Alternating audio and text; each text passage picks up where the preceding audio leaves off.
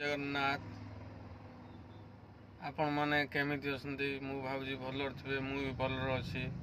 ଜୟ ଜଗନ୍ନାଥ। ଆଜି ଟିକେ ଖାଇବା ଲେଟ୍ ହେଲା। ଅର୍ଡ଼ର ଥିଲା ଆଜି ଉବେର ଭଲ, ଆଉ 3ଟା ହେଇଗଲାଣି।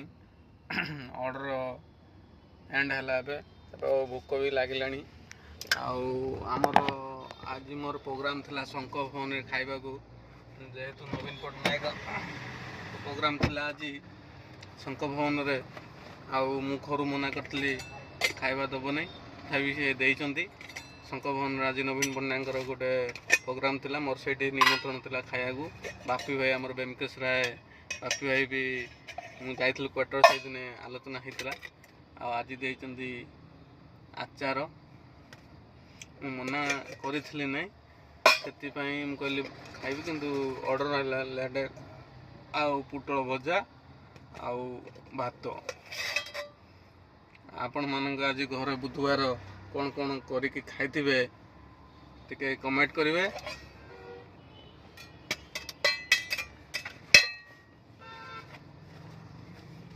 ଯେହେତୁ ମୁଁ ଅର୍ଡ଼ର ମୋର ଥିଲା, କଟକ ପଳେଇ ଯାଇଥିଲି, ଆଉ ସେଥିପାଇଁ ମୁଁ ଆଟେଣ୍ଡ କରିପାରିଲି ନାହିଁ ମିଟିଂଟା।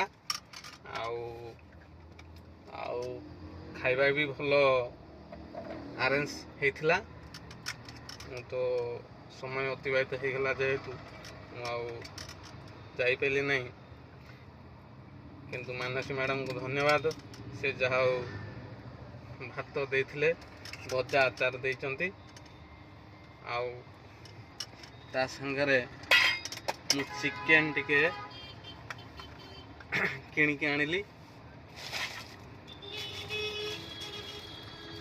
ଚିକେନ୍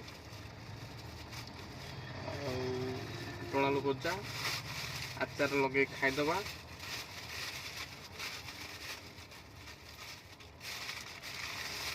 ଆପଣମାନେ ଖାଇବାର ଯଦି ଅଲରେଡ଼ି ତ ଆପଣମାନେ ଖାଇସାରିଥିବେ, ସମୟ ଅତିବାହିତ ହେଇଲାଣି।